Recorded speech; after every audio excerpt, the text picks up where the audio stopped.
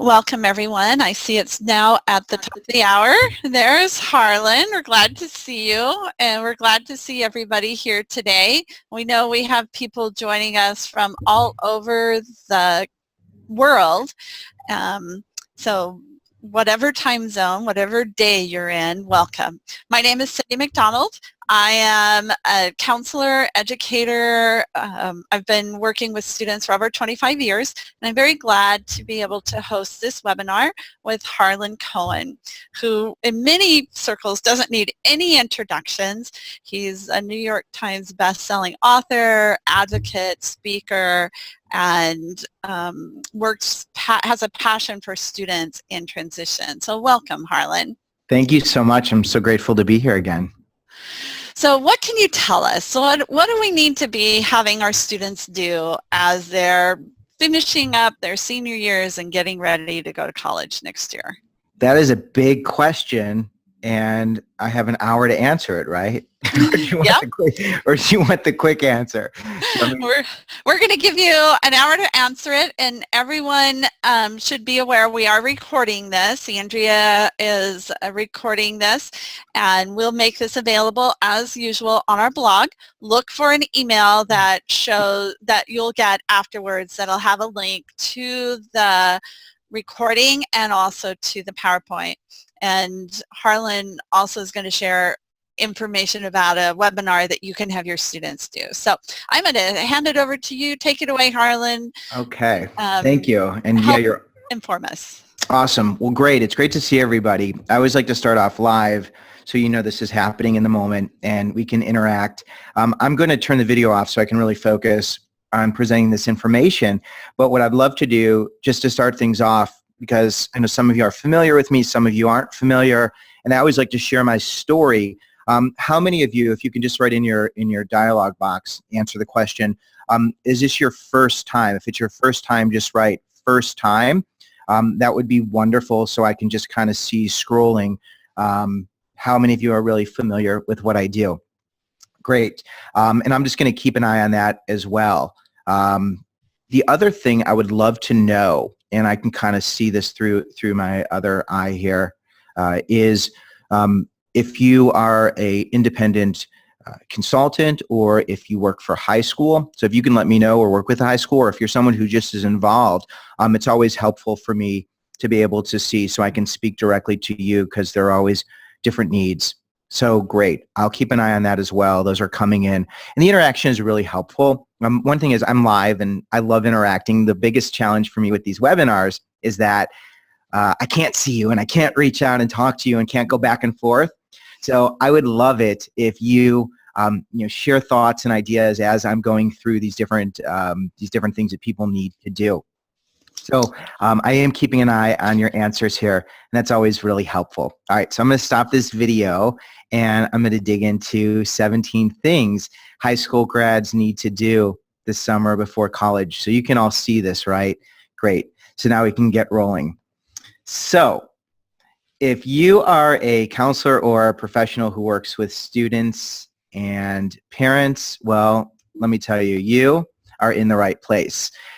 This is me. You just saw me before, but this is another picture of me. And one of the things that I love to do when I travel is I get to go to really interesting places. This is in Stamford. If any of you are from Stamford, you know Harlan Social. Every time I go there, I have to take a picture of myself because there's a really great fairway right over there that I enjoy. For those of you who aren't familiar with me, I am an author. I've written a bunch of books, The Naked Roommate and 107 Other Issues You Might Run Into in College. That is the most well-known book. It usually hits the bestseller list. It's really exciting, really grateful for that. I interviewed thousands of students. Students share tips and stories. There's also facts and stats. It's in its 6th edition. There's over 500,000 copies in print. People will use it as a textbook too. I'm also author of The Naked Roommate for Parents Only and The Naked Roommate's First Year Survival Workbook. I'm also a speaker. I visited, I just go to schools all over the country. I mean, high schools. I'm doing a ton of high schools, trying to dig deeper into the source of the problem. And I have a really cool TEDx talk that's on my website that could be really helpful for your grads and for your students and for your parents. I'm also a syndicated advice columnist. I started writing my column in college. It still runs on my website at harlancohen.com, so you can check that out as well. And I am someone who's visited over 500 schools, and I keep visiting them. I love doing it. It's fascinating. In the top left, if I go left to right, and I just want to make sure you guys can hear me, right? Because sometimes I'll do this and I'll be like deep in here.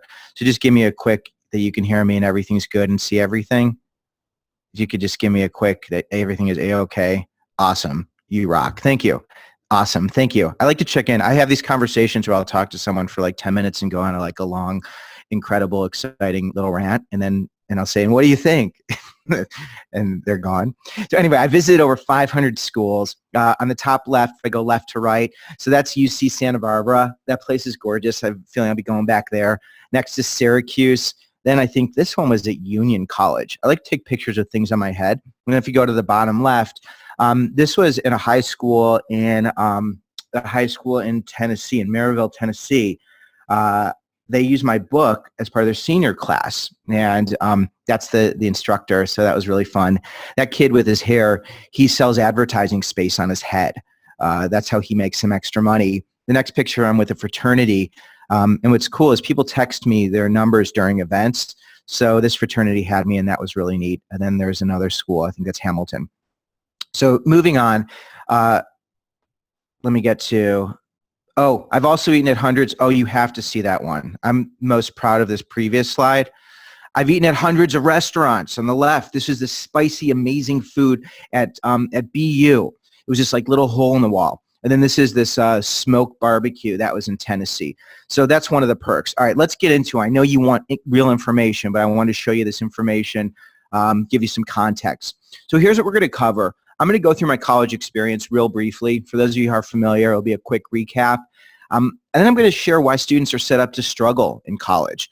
The statistics are shocking to so many people who aren't familiar with transition. And I have a really very clear idea of why there are so many problems. And these are things that you could integrate into search and selection as well. And that's what I think is really powerful about this webinar is the things that I talk about that the students need to do. These are things they could be doing earlier on in high school. You can take the same formula and they could apply it to high school so that they can practice transition. So why students are set up to struggle.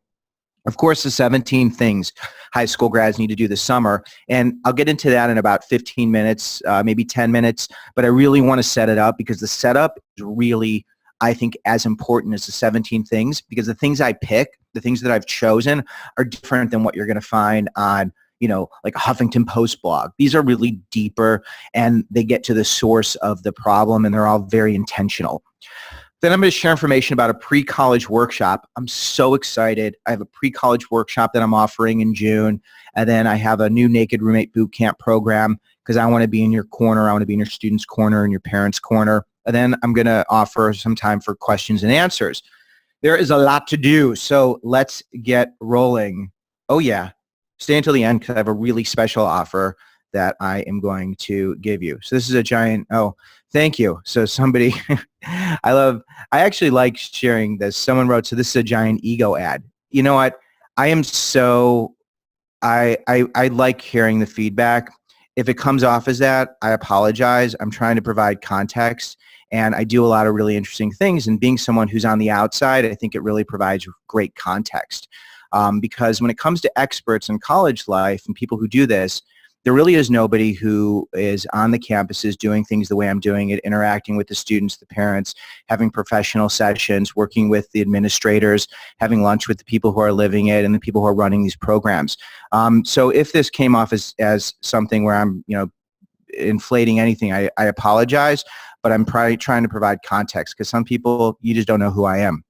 So for my college search, I wanted a big school. It was really important. I wanted to be close to my high school girlfriend. That was hugely important. She was the most important person in my life. And I didn't want to know people because for some reason that was exciting not to know people. And this is what a lot of students will go through when looking for a school. They don't really have a clear vision of why they're going to these places. It's more about who wants me in the best school.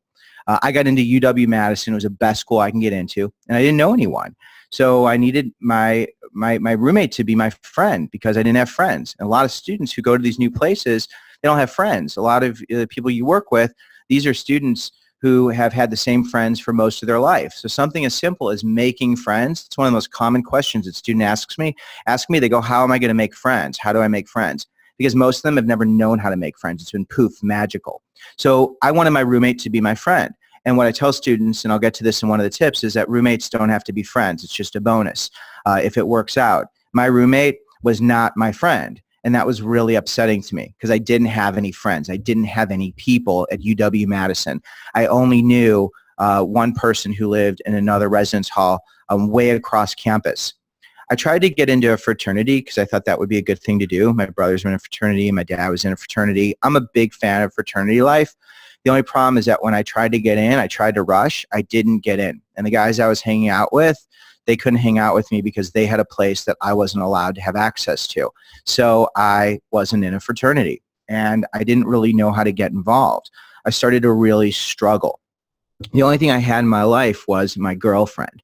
And when I do events, I share a lot how it was a miracle that I had a girlfriend because a really overweight guy my first year in high school, like 192 pounds, 5 feet 2 inches. This girl who I asked out said she wouldn't date me because I was too fat. That was her thing. She said she doesn't date fat guys, and that really destroyed me. And it wasn't until my senior year I met someone. And I talk about this because the emotional and the social part, when students aren't in the classroom, these are the things that really occupy their time. So when I couldn't find my people on campus and I couldn't find my places on campus, my girlfriend became my number one. She was a junior when I was a senior, so when I graduated, it was a long-distance girlfriend. That first year I struggled. I didn't find my connections. I didn't know how to create a college experience because nobody told me. She compared our relationship to a dying puppy. Actually, it was her dad who compared our relationship to a dying puppy. And her dad urged her to shoot the puppy. So she shot the puppy, and I was absolutely devastated because I was at the most amazing university, University of Wisconsin in Madison. I think it's incredible. The problem was never the university. The problem was always me. And I was really depressed, and I was really anxious, and I felt like a failure. And I was someone who was exceptional my senior year. I won a principal's award. I was really involved. I was a leader. I felt so great. And I went to college expecting it to all be absolutely wonderful. And it really shocked me.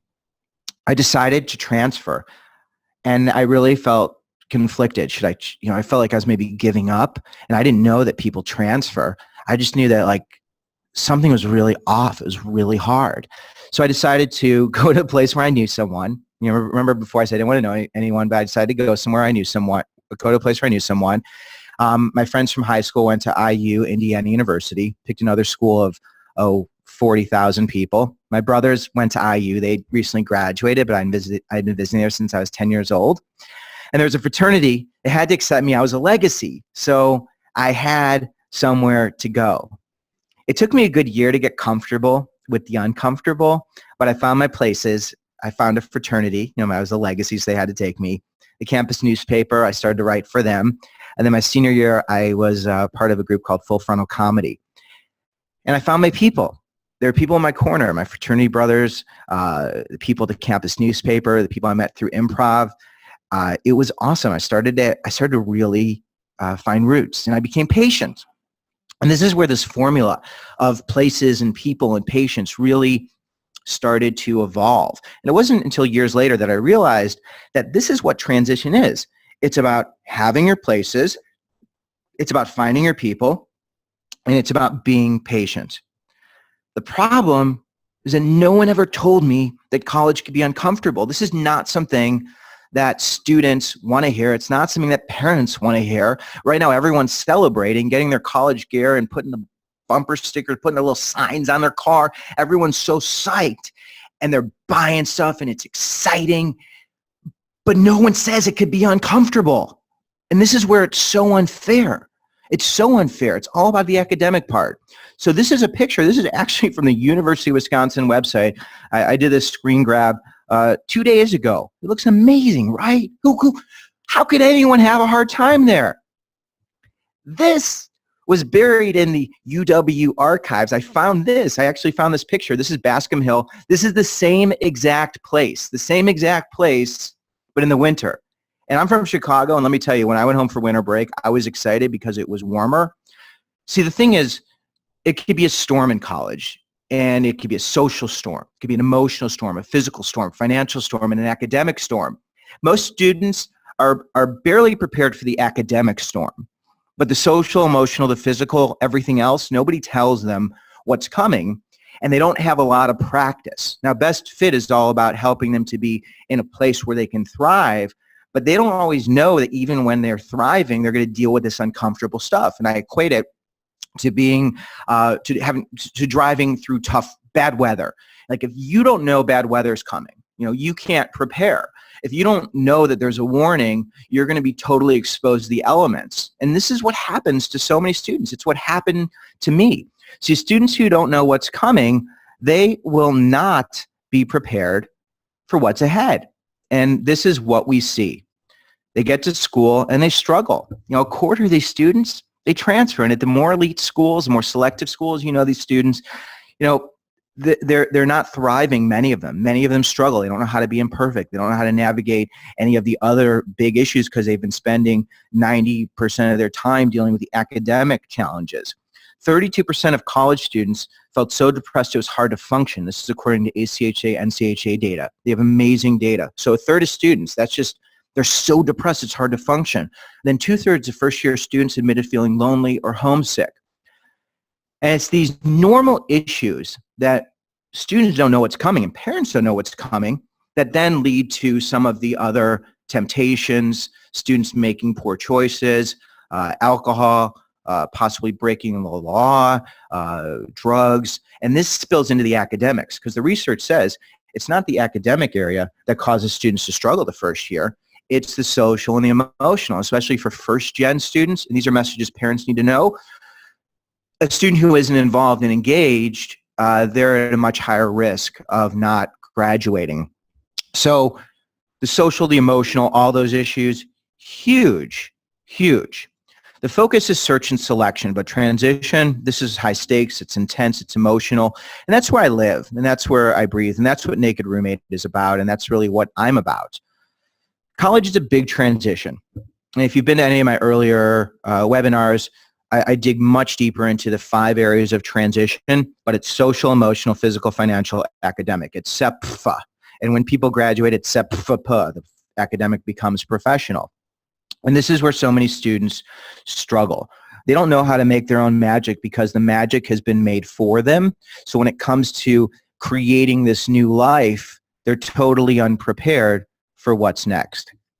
College planning up to now has been mostly about academics. And from talking to many of you counselors and IECs, your students, your parents, they don't want the social and emotional. Like this isn't even something that is important to them because they don't know that so many students struggle. Like they don't know this part. And this is why I think working with you and working with high schools, we can really make a difference in spotlighting these other components. A lot of what I'm sharing here, you can integrate into search and selection because the foundation of transition, those 5 areas of transition, these are areas that we're always dealing with. I know for me, I'm married. That was a transition. I got 3 kids. That was a transition. Business transition, adversity. There's always people who are going to have opinions. How do you deal with this? The 17 things high school grads need to do this summer before college is designed to help them to know what's coming so they can be prepared and plan ahead. Now, how you can use this, you can take this information and you can run a transition workshop. You can use this and have it be a great way to engage.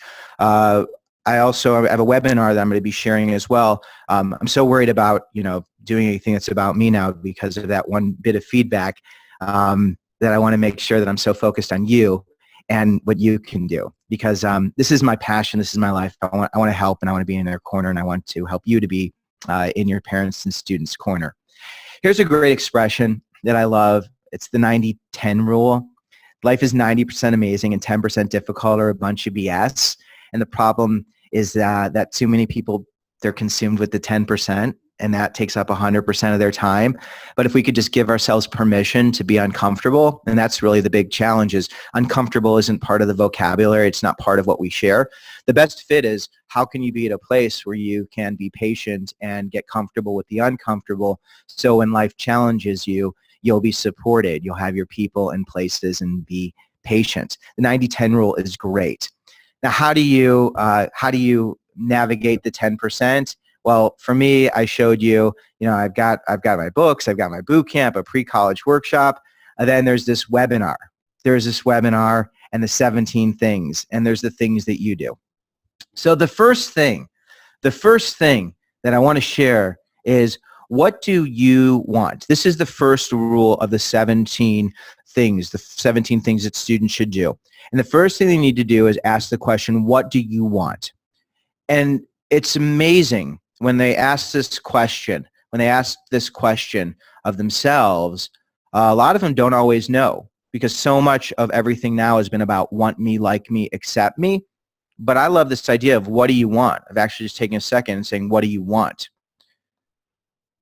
And when they stop and they really think, what do I want? Well, some of them don't even know where to begin.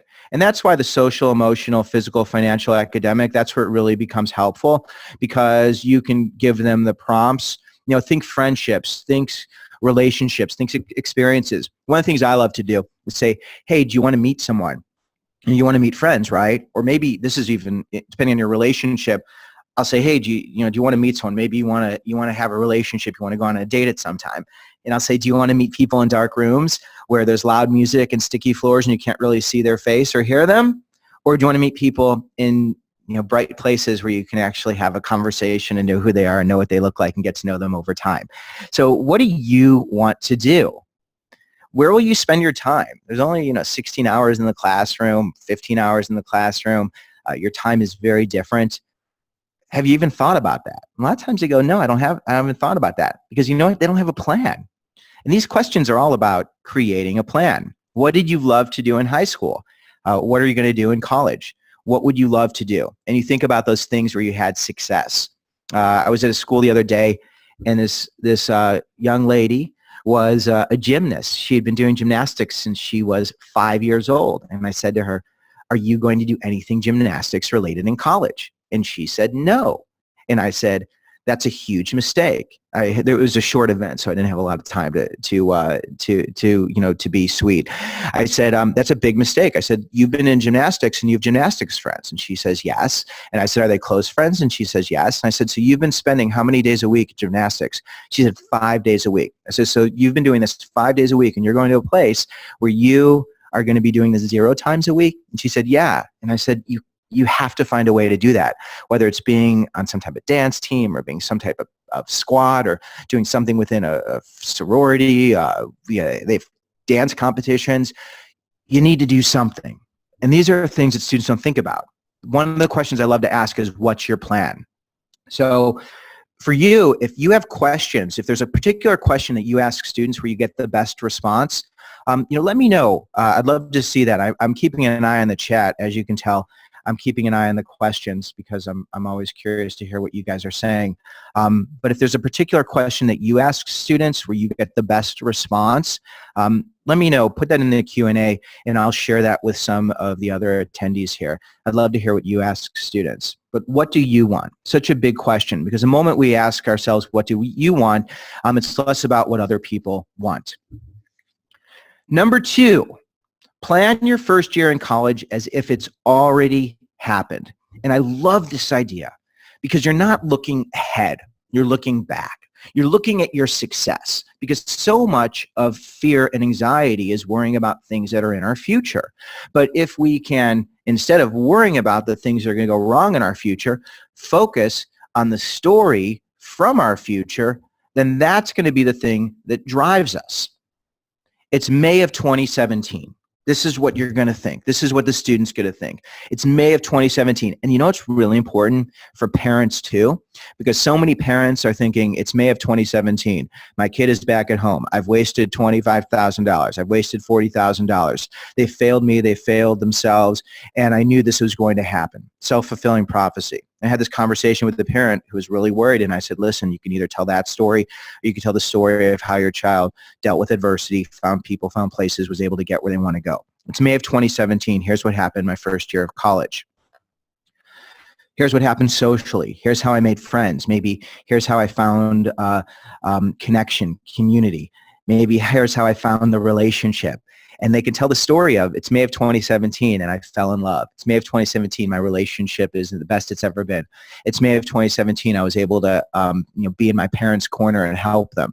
Some students write me they're worried about leaving their parents. If whatever it is concerning you, that's what we talk about. We tell the good story of how it worked out. Physically, here's how I got involved on campus through intramurals, health and wellness issues. Financially, I met students who had paid for college by getting part-time jobs, and here's the jobs they got. So they tell the story. They tell the story as if it's already happened. And what's wonderful is when they tell the story of what's already happened, then we can deconstruct how they were able to make it happen. The focus isn't fear and anxiety. The focus is, here's what happened. Here's what I made happen. Here are the important things. I got straight A's. I was on honor roll. Okay, great. How did that happen? Well, I went to my academic advisor on a regular basis. I got tutoring at the math center if someone's worried about math. I was able to make friends with some upperclassmen on my teams, and they were able to really help me to be efficient when it comes to studying and managing my time. So you tell it as if it's already happened. Before I get to the next piece, and of course the academic goals, which I just mentioned. Someone had a question that they ask their students, and they'll say, what about the kid who is, this isn't a question. This is someone who's asking me a question. Sorry, so much input coming in quickly. What about the kid who is sick of what they've been doing? I love that. They should do something else. Over 70% of students at the University of Florida change their major. Students change their major. College is about doing something different. Of course, being grounded in the things that you like to do, but doing something different. And in the case of gymnastics, I asked that woman, I said, do you like gymnastics? Does it give you pleasure? And she loved it. She loved doing it. It was something that really gave her a sense of self and accomplishment. So of course, if someone's been doing something that they don't love to do, it's time for them to be free and experience other things. But when what they've been doing is a central part of their identity and it's helped drive their relationships, then I think it's really helpful to support them and to help them to identify places. All right, number 3, and these are things that they can be doing now. A lot of students wait till they get on campus. There are so many clubs and activities, whether it's an a cappella group or it's being part of a program board. These involvement fairs happen the first week, the first 2 weeks of the semester. Now, my philosophy is that the involvement fair is a time not to figure out what you want to do. It's a time to meet the people face-to-face who are doing the things that you want to do. See, over the summer, you can identify those clubs and activities. And I always say that everybody needs 3 places outside of their classroom and outside of where they're living. The places on campus. For commuters, it has to be outside their car and outside of the classroom. For those who are living on campus, a place where you can, I like to say, sweat, play, pray, lead, learn, love. Sweat, pray, play, lead, learn, love. So over the summer, they can start browsing the website, reaching out to the student ambassadors. If there's a week program over the summer where they do their orientation, they can be going in very focused. Okay, here are my places. Here are the things I want to do. If I was involved in a youth group, here's how I'm going to get involved with that. And I always believe in anchoring yourself in something you've done before that first year so that you can be comfortable doing something that can be uncomfortable. And some of the questions to answer: how do I get involved? When do I get involved? Where do I get involved? And who can answer my questions? As a follow-up, I am going to send you a handout. It's 5 questions that every student should ask before going to college. And the 5 questions are fantastic when engaging students who are living the lives that they want to live. Because I know a lot of times it's really hard for them to even think of the questions because these concepts are just really big, and it's also really scary. I like Greek life. I think it's a really awesome way to get involved. I think if someone's in Greek life, they need to have something in addition to Greek life because it gives them balance and power. So if Greek life isn't the best fit, or if people don't treat them fairly or in a way that's safe, they always have the power. When you have 3 places, you can always go somewhere else. Number 4, find 5 people who could be in your corner to help to support, to guide you. There are three categories of people. There are people who volunteer to help. You've got your peer mentors. That was actually at Rollins College, the picture on the right. And on the left was at UW-Madison. I was walking campus, and these are volunteers. The thing I love about the people who volunteer, they're friendly people. They're safe people. They want to answer questions. If students don't know where to start, they start with the campus ambassadors. They start with the peer mentors. They start with the RAs. They start with people who have volunteered to help, and they can reach out to them through the campus website, through my communities, through your high school alumni groups. I really encourage all schools to have some type of alumni community, and within your practices, sometimes, people don't want to be identified. Sometimes they do, but if they do, it's really nice to be able to have a list of safe people in your corner. That's who I call it, people in your corner. So people who volunteer to help. Then there are people who are paid to help, and some of you are paid to help. I'm paid to help. I also volunteer to help. Therapists, counselors, medical professionals, specialists, people who are paid to help, or then people you enlist or ask to help. So based on the things that you love to do, based on the things that you're interested in doing, you can actually reach out to those people. If it's a table tennis club, and I actually had this example in a different webinar, you go to the table tennis club, you look at the website, you see the person who's the president of the table tennis club, and you write a note. You say, hey, I'm going to be going to this school, and I was curious, how do I get involved? When's the meetings? And, can I say hello to you when I'm there? So then someone is familiar. If a student is too shy, a part-time job, a leadership position, honors groups are great. Living and learning communities are great because they really put you in a place where you're going to be connected. Those students, I know we're a little late in the game, who are a little bit shy, a little uncomfortable. If there's a school where they can be part of a living learning community or honors community, I would take that over the school where they're just going to be part of the general campus population. So 5 people in your corner. When I talk to parents, I tell them your kid can't be in your corner anymore, because your kid needs to have you in their corner. You need to find other people who could be in your corner. And one of the things I think that is really awesome, and for some of you, you're overwhelmed with so much you have to do, especially if you're in a public school or in a private school. If you make yourself available, I think that really differentiates what you're doing. I'm in your corner. I'm not just in your corner now during search and selection. I'm in your corner throughout this process because I want to make sure that you can thrive and be successful. And this idea of being in your corner and helping facilitate how you can engage them with other people who could be in your corner just provides more value and really ultimately helps them should they encounter this storm. Counseling centers are great. I also believe if you have a client or a student on your caseload who has pre-existing conditions outside of counseling, they need to have identified someone, and I'm going to get to that one, but identifying someone before you need that person. What if you are really comfortable going out and meeting people like you're really shy?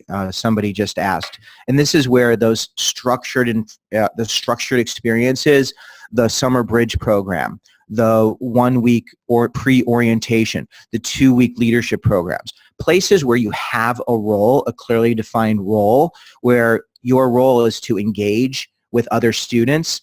That's why spiritual groups are great, because they're very inviting, they're very welcoming. Also, a part-time job gives you a place to go. Campus activities groups, the program boards are also really great places that are very inclusive. But if you have a job where you're in a place, doing a work study job or even getting a job, it gives you a role and a function so that you have a place. Even volunteering in the classroom, doing something within the academic services, becoming an RA. I've met so many shy RAs, resident assistants. It's amazing. Let's move on to number 5. We got a lot going on here. And again, please send your questions, send your comments. I really value you and your expertise. This is always very one-sided because I'm presenting and I never get to really, I don't get your wisdom. So share your wisdom as well, because I really respect you and what you're doing on a daily basis. Number 5, I don't know if you're giving a relationship advice, but do not break up. I know some of you might have kids who are going to school and you want them to break up. I don't see the urgency to break up. I mean, if it's not broken, why break up? Students say, I'm going to miss out on the experience. The experience is meeting new friends, getting involved, staying on campus, and having a life you love while you're apart. If you can do that, why break up? You can always break up later. There's plenty of time to break up. I always tell students, if you're in a healthy relationship where your partner wants you to find your places on campus and wants you to find other people, and you could be in your partner's corner and they could have other people in their corner and build relationships, then that's a great stable thing to have. The problem is when students don't have a life on campus, okay? When their only life is their significant other, with me, with my relationship. And this is why it's so important, the foundation, people, places, patience. If you go in there anticipating, I'm going to be miserable, then you're going to be miserable. If you go in anticipating this is going to be great, telling your story, then you don't need to break up. It's nice to have someone wonderful in your corner. Number 6, break up. Absolutely break up. If you're going to be jealous, break up. If you're going to cheat, break up. If you're going to go home all the time, break up. If you're always texting, I call it being stuck behind the fifth wall of technology, break up. If you can't have a life apart, then absolutely break up. It's time to let it go because you need to create a life on campus where you can thrive. So it's either don't break up or break up, but you can see the difference. And it's all about how do you create that life on campus. And just to go along with this, the idea of how are students going to advocate for themselves? How are they going to use technology? Because technology is a way where a lot of people will disconnect from their physical environment. That's one of the things that I see a lot of times with relationships where they're physically on campus but emotionally somewhere else. Break up if you can't create a life on campus. That's right. Rip it up, tear it apart. Number 7, check out Welcome Week calendar pre-orientation events and activities. These are available far in advance before students ever arrive on campus. There are things like community service, group baseball games, amusement park rides, whitewater rafting, leadership retreats. You can read the rest of it. But there are these amazing Welcome Week activities. A lot of students, they'll say, what's the first week of school like? This is the most common question I get is, what's it going to be like the first couple days? What's it like the first day? Okay. Well, you can create what it's going to be and plan for what it's going to be so you don't have to just sit there waiting for someone to invite you. And you go to these things. You plan on going to these things. And if you don't have anyone to go with, then you talk to your RA if you're living on campus. You talk to the people who have volunteered. But these things are great because they force you to do things. They force you to do things with people. Even if they're not great, if they're not fun, you go there and you can make fun of it with your friends about how terrible it was. There's always involvement fairs. These schools, they want to get students involved. If you have a plan, if you have a role, if you know someone ahead of time, if you anchor yourself before you even set sail for school, you're going to be in a much better situation when you arrive on campus. Number 8, read the campus newspaper from last year. This is one of my favorite things that they should do because the newspaper really tells you a great story. You read from August and September. You read the first 2 months.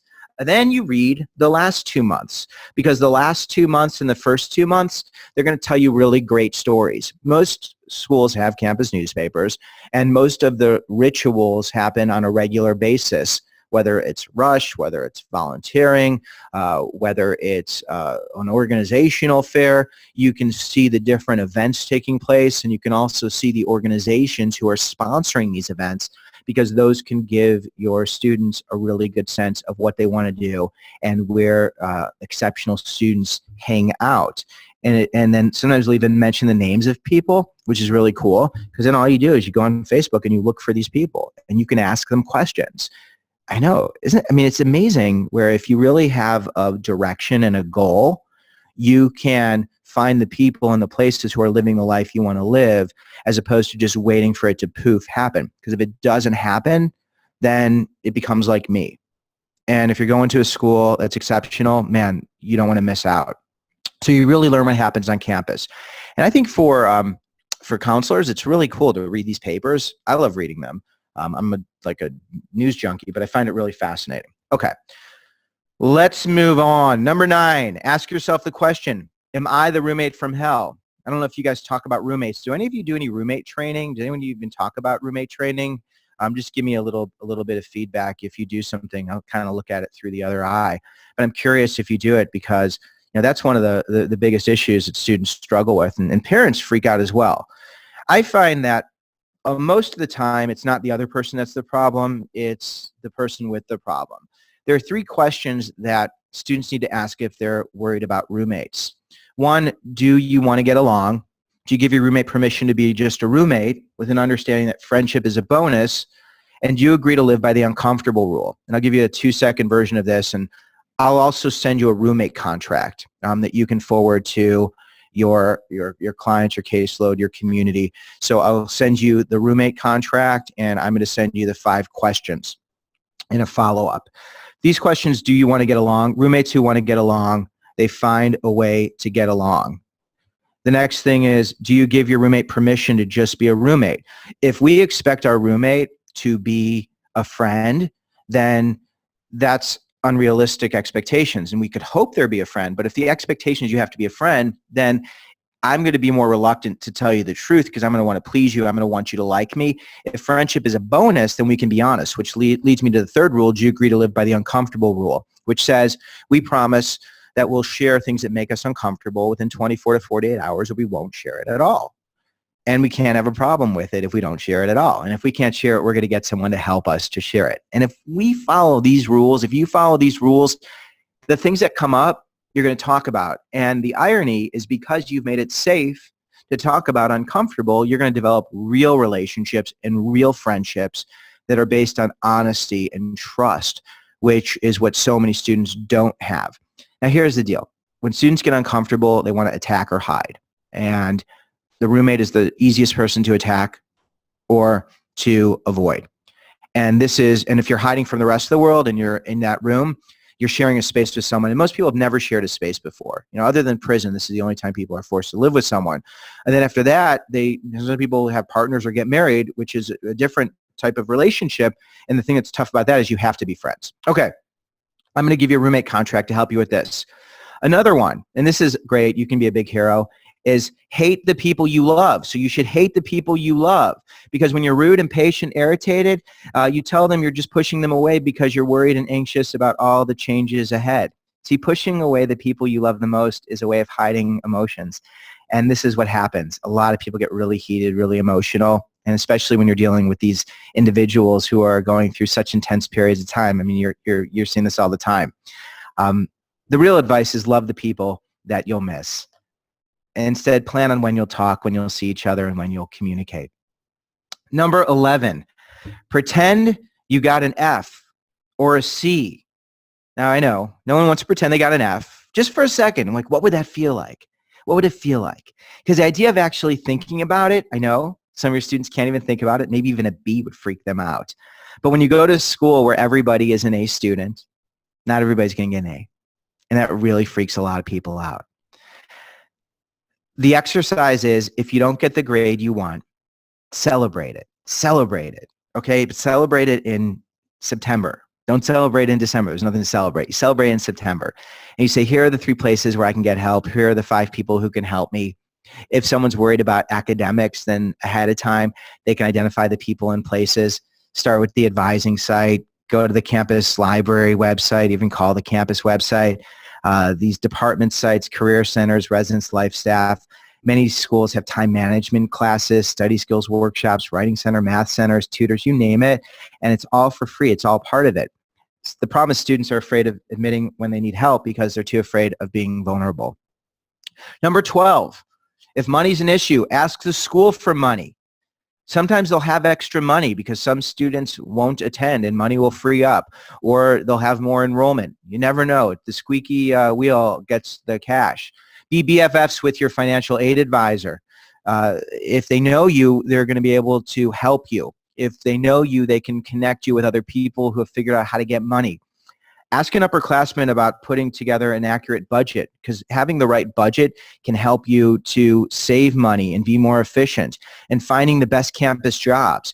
It may be a campus job where you're doing something in sales. I know someone who sold Coco knives and made $20,000 their senior year.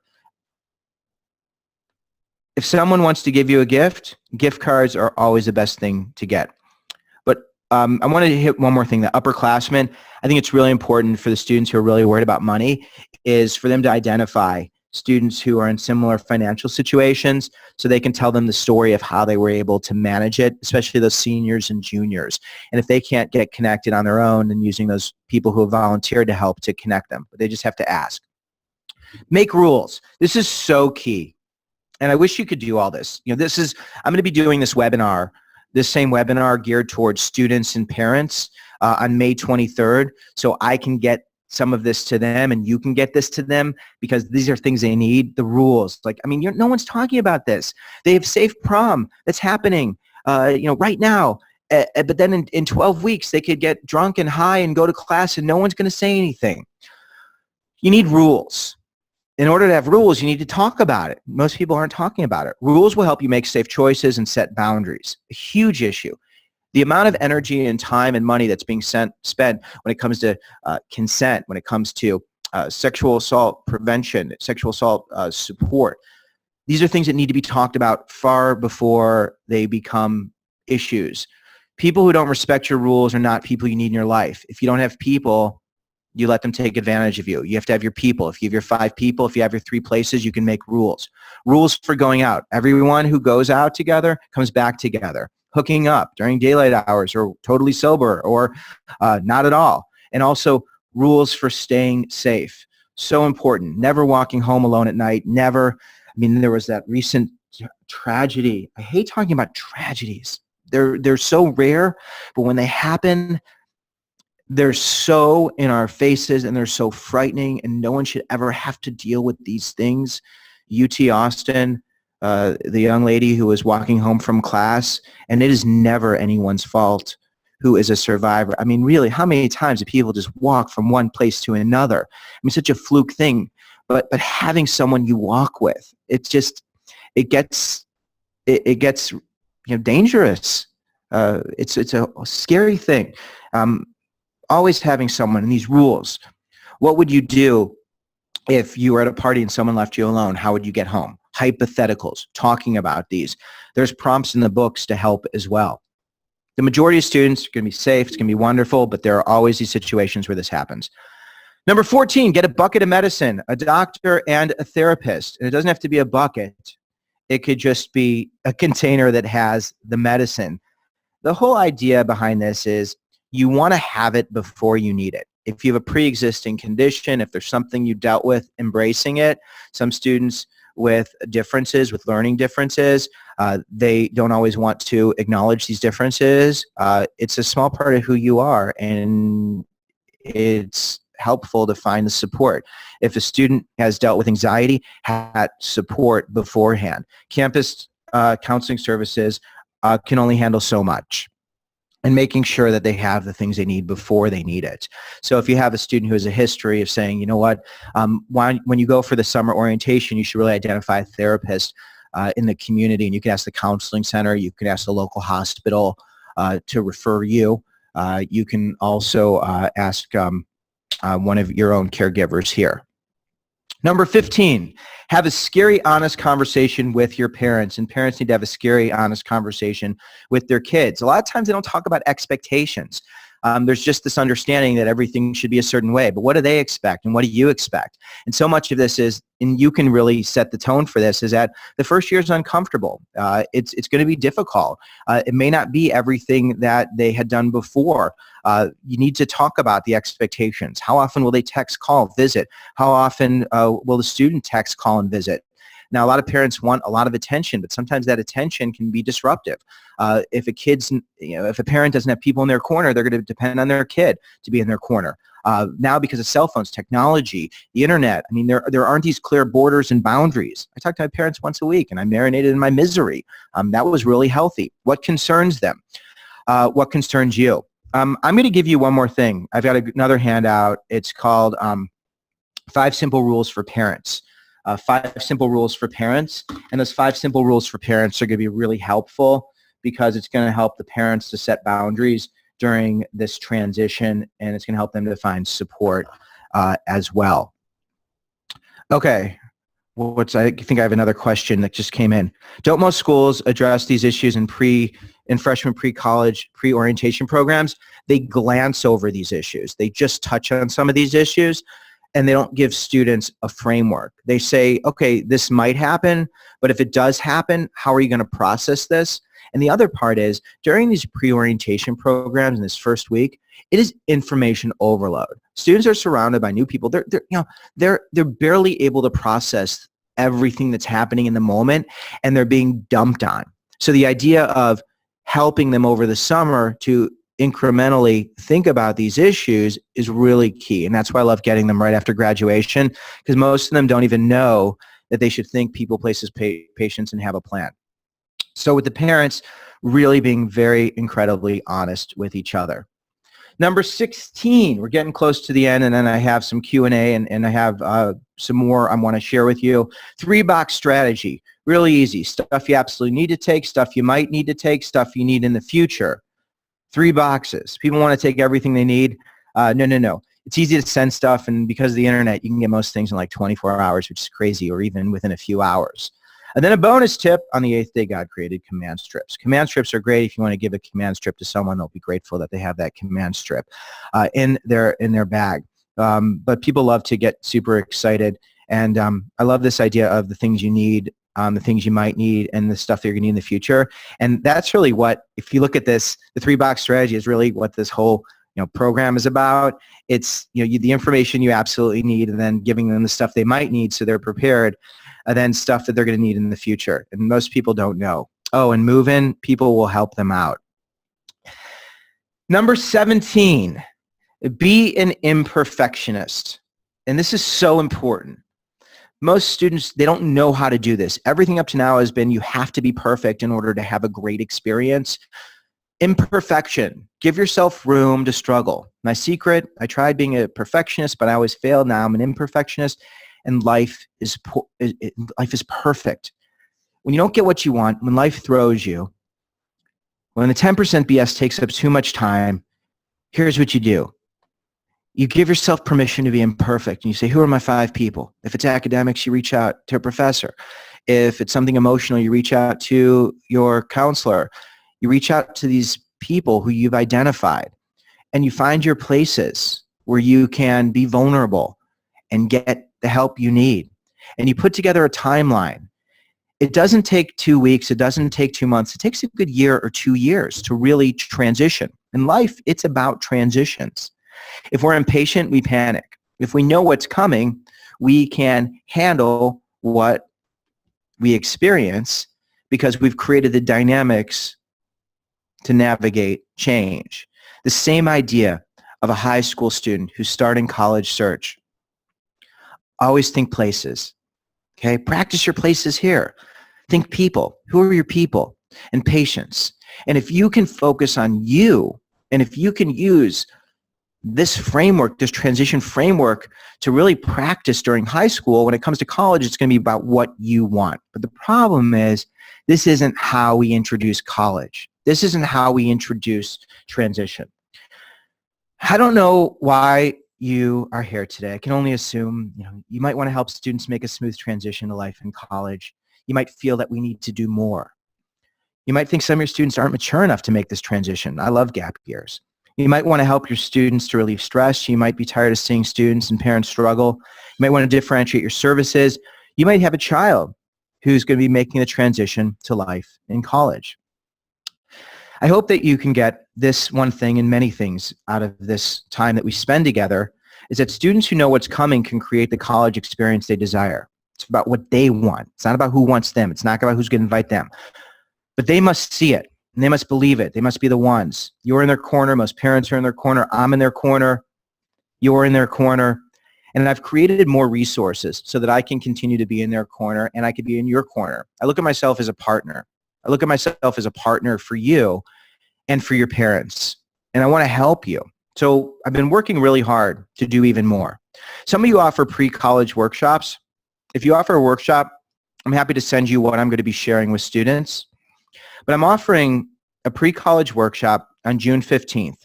And the purpose of this pre-college workshop is to help students to prepare so they know what's coming. I want them to set big goals. I want them to plan. I want them to have a map. I want them to actually map out the steps, identify your places, specific places, identify your people, okay? Put together a timeline. Because if you do this, you're going to be prepared to navigate what's next. You're going to be able to take the steps needed to get there. So this is happening on June 15th. And I'm going to make this really easy for you to share. The way that students can participate in this is if they're members of Naked Roommate Bootcamp. And this is the only thing that I charge people for, is Naked Roommate Bootcamp. And Naked Roommate Bootcamp is my way of continuing to be in their corner. It's part coaching, it's live events, videos, online resources. I've spent about 2 years developing this. I want to help students and parents prepare, plan, and navigate the transition. These are resources you can use through your college planning process as well. Once people become members, they're always members. I want to give you a quick glimpse inside. I'm gonna get to the questions. I'm gonna go real fast because I want to get to the questions. I might run like 5 minutes over, but boot camp's really clear. I want to make this very easy. So you become a member. There's a student track. There's a parent track.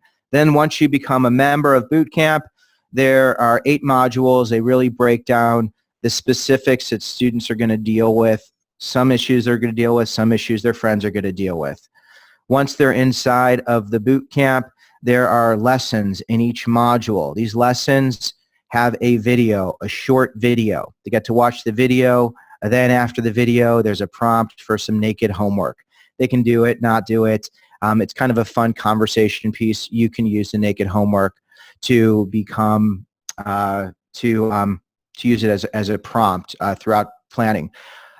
So this membership includes a pre-college workshop, a track for parents, a track for students, 50 lessons. I have my Naked Roommate workbook. I give you access to that. There's an advice forum, a private Facebook group, which is really exciting because you have students who have been there and done it, parents who have been there and done it. I've recruited people to be in these private Facebook groups, and I'm really active. And then bonus videos and access to all of the webinars. I'm going to get to the pricing because it's very reasonable. Someone had asked a question. Now, a lot of your students and parents, they don't know the need piece. So I'm offering this webinar, the same webinar, much more directed to students and parents on 5/23, and I'm going to give you links so that you can invite your students and parents. This is the link. You can take a screenshot. I'm going to send this to you as well. Let me put this in. I think I was gonna put this here as well for everybody. This is the link to the webinar. And I put that up there. And this webinar is going to happen on the 23rd, and then they'll get access to a replay. So I've made it really easy. On this page right here, this is a Google Doc, and you can actually send the link to your communities. You can post it in the newsletter, and it makes it really easy. You can tweet it, you can Facebook it, put it in a blog, and I'll send you this as a follow-up as well. And then you can invite them to participate in the boot camp as well as the pre-college workshop. This is the landing page that is for you, for IECs, for counselors, for people who participated in this, people who I visited with. This is a special page, and on this page, you get access to a special that's only available for you guys through May 31st. The cost of the program, this is tuition. I mean, tuition is ridiculous. This is not the cost of the program. This is be ridiculous, which college tuition is. But when you look at the cost of tuition and the time and energy spent, this becomes very little, a very small investment. So the boot camp cost for your clients, for your community, for your students, it's $97. And I'm not going to offer this price again. May 31st, this one ends, and incrementally it will get a little bit higher. The normal price is $147, no add-ons, lifetime access. The link I sent you, it's special access. It's gonna end at 5/31, and I'm gonna take that page down. It's just gonna be the regular offer, and everything. The language really will help people to see that it's from you and it's something very unique. When they click to order, this is the simple order form, and then they become members of the community. So just to recap, I've got a webinar on May 23rd. Here's the link for you to invite people. Pre-college workshop on June 15th. Additional sessions in July and August. I'm going to rebroadcast those sessions, and I'm going to make sure that everybody has access. And I'm going to stay and do Q&A as long as people want Q&A. The offer is $97. That ends on 5/31. There's the link. And then the Google Doc, I've got a place for you to copy and paste the invitation. So this is all the information. With all of this, my heart and soul is in this. I want to help and I want to support. I want to do it in a way where I can reach as many people as possible. If any of this, if you don't love any of this, if you think something could be better, if you want to contribute, I am here and I so want your feedback. Even in the beginning, I love feedback, even when it's not exactly what I want to hear. I want to make this great and I want to help your students. I want to help you and I want to help your parents. I want to go 5 extra minutes. Cindy, I hope that's okay. I want to do some Q&A. This is the time for Q&A. Here's how you can follow up with me. Here's all my social networking links. I want to answer some questions. Throw me some questions if you have those. I'll stick around. We'll go a little bit long. I want to share what you guys have been sending to me. I think it's important for students to do something fun to re-energize before starting college. What do you think? Yes. I wish they could take a year. I love the gap year piece. I think it's so important. And if you look at a gap year, and we can call it a gap semester, what's something you really want to do? What's something fun? What's something for you that can feed your soul? It should be required that they have something. Because the gap year or the thing for you, what I hear when I hear this question is, do something that's going to energize you socially and emotionally so that you could be engaged, so that you can meet people, so that you can do something that you love to do. And it's awesome if it could be something that's part of the school, if they offer some type of program over the summer. I think that's great, but also just doing something to fill your cup. Absolutely. And I think for parents, it's really important to recognize that. So many students are so burnt out. Do you have any specific advice for international students who want to study in the U.S.? So when I look at this question, what jumps out at me is, okay, there's someone far away. They're going to a new place. They need to be surrounded by people who can identify with them. So I always start with, what's the international group on campus? And I had this question. I was doing Snap Advice. I do this like fun Snap Advice where people snap me questions. And it was a student. I was in Fairfield, and someone said, I'm a Muslim student, and I'm coming to Fairfield, and will people accept me, or will they be afraid of me and hate me? And I said, I just searched Muslim Student Association, and I found a group on campus. I found a group right there, and I shared the picture of the Facebook group, the organization, and there are students there. So international students, it's really important for them to identify the place on the campus. And then what's awesome is once they identify the place, then it's like a treasure trove, because the people who are living that experience, they reach out to those people and they ask them questions. And I'm going to give you the questions. I'll send you a hard copy of the questions, but the questions are, what schools were you considering, and how did you pick this school? Which is great because they get an idea of just what went into that decision-making process. Where are the 3 places you found your connections? Who are the 5 people who helped you the most? What was the most uncomfortable part of your first year? What advice would you give to someone like me? And then all of a sudden, they have real tangible information. And then the last question is, hey, do you mind if I stay in touch? And boom, you've now identified a place, and you've identified a person, and you have a map. But they have to do that. So even as part of an assignment for those international students, is say, hey, this is something that you have to do. This is something that is part of our college planning process.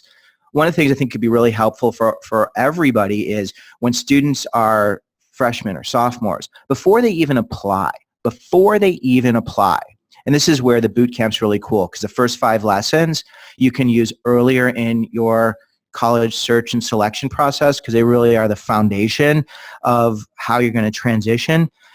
Students can identify the 3 places, regardless of the school, the 3 places that you're going to look for on each campus. And you're going to reach out to people on those campuses and ask them real pointed questions so that you can really get beneath the brochures and the dream and get into the reality. And then you can talk to those students in the question of, what school were you considering besides this school, and how did you make this decision? It's going to really help them. So when they find a student who chose a school that wasn't as good or as high ranked because of certain reasons, they're going to be able to be much more comfortable and confident, and it's going to shape their college search, not about who wants me, but really empowering them, what do I want? So I'm going to wrap this up. I was going to go an extra 5 minutes. I went that 5 minutes. If you have more questions, send them my way. The Facebook groups, Twitter, email. I'm like so here. I hope you loved this. I hope you appreciated this webinar. I'm going to come back live on camera here. Or no, I muted myself. I think I'm here. So I'm going to start the video again. Yeah, you're here, Yes. Harlan. We can hear you. And I don't stop. I'm so grateful that I can be here with you, and your feedback means the world to me in this relationship that we have, and the relationship that I have with Cyndy and Guided Path. Really grateful. So I hope this will be helpful, and I hope you can invite your students and parents and the people that are important to you to the webinar and to the rest to participate in whatever resources are going to be helpful. Thank you, Harlan. And I know this is the right time to start generating these conversations with our students and with the parents we work with, both as community-based organizations, school counselors, independents. We all have that same goal that you have, is to work and help our students. So thank you for hosting this. And as we said at the beginning, this has been recorded, so Harlan's will make the PowerPoint available. He's got a lot of information to share through his website as well.